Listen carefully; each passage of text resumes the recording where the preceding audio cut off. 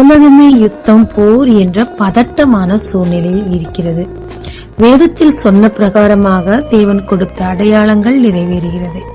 இப்பொழுது நான் என்னதான் செய்ய வேண்டும் என்று நினைக்கும் ஆத்மாவே, இன்று கர்த்தர் நமக்கு சொல்லுவதும் மத்தேயு 24:44. நீங்களும் ஆயத்தமாயிருங்கள். சர்ச்சுக்கோ கல்யாணத்துக்கோ போகணும்னா வீட்டுல போட்ட நைட்டியோட போக மாட்டோம். அதுக்குன்னு ஒரு ஆயத்தம், அதுக்குன்னு ஒரு அலங்காரம் இருக்குங்க.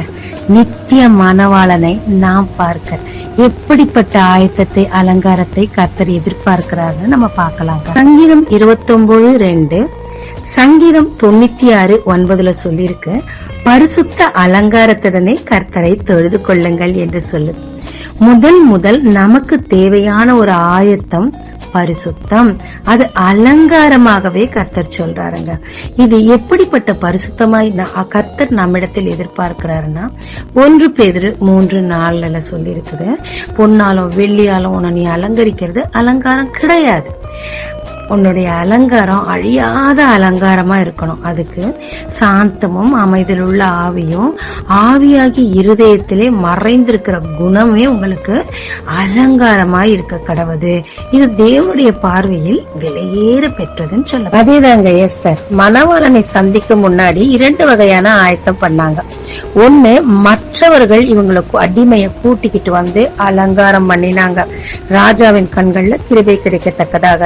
ஆனா மத்தவங்களை விட இவங்க எதுல விசேஷம்னா, தேவனுக்கு பயந்து முருதக்காய்க்கு கீழ்ப்படிந்ததுனால தேவன் எல்லார் கண்கள்லயும் உங்களுக்கு தயவு கிடைச்சது. ராஜாவின் கண்கள்லயும் அவங்க வெளியேற பெற்றவங்களா இருந்தாங்க. இது ஒரு ஸ்பூன் ஃபீடிங்க. இதுல நம்ம இருந்தோம்னா பிரசங்கம் கேட்டா உற்சாகமாகவும், பிரசங்கம் கேட்டு முடிஞ்சோன்னா டவுன் ஆயிடுவோம். அப்படி அல்ல. 2வது ஆயத்தம், தன்னைத்தானே ஆயத்தப்படுத்திக் கொண்டா மிகப்பெரிய ரிஸ்க் எடுக்கிறாங்க. இது மொர்தெக்காய் மோட்டிவேட் பண்ணவே இல்லைங்க. இவங்களா 3 நாள் நான் உபவாசம் இருக்கிறேன், நீங்க இருங்க, ராஜா போய் நான் சந்திக்கிறேன், அது வரைக்கும் பவர்லெஸ்ஸா இருந்தாங்க. இங்க பவர்ஃபுல்லா தன்னைத்தான் ஆயத்தப்படுத்திக் கொள்ளும் போது பவர்ஃபுல்லான ஒரு மனவாட்டியா மாறுறாங்க. எந்த அளவு பவர்ஃபுல்னா, இவங்க யாரெல்லாம் கொல்ல சொல்றாங்களோ அவங்களெல்லாம் ராஜா கொண்டாரு, யாரெல்லாம் பதவியில உட்கார வைக்க சொன்னாரோ அவங்களெல்லாம் உட்கார வச்சாரு.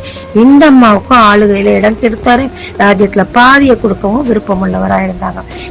நாம் ஆயத்தப்படுத்திக் கொள்ளும் போதுதாங்க இப்படிப்பட்ட ராஜாவின் பார்வைக்கு வெளியேற பெற்ற பவர்ஃபுல்லான ஒரு மனவாட்டியா மாறும். மேலும் யோசேப்பு 10 கன்னிகைகள் யோசுவா ஆயத்தத்தை பற்றி முழு செய்தியில் அம்புக்குறியோடு இணைக்கப்பட்டிருக்கு.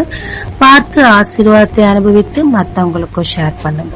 இயேசு கிறிஸ்துவின் நாமத்தில் உங்களை ஆசீர்வதிக்கும் ஜீசஸ் விஷன்.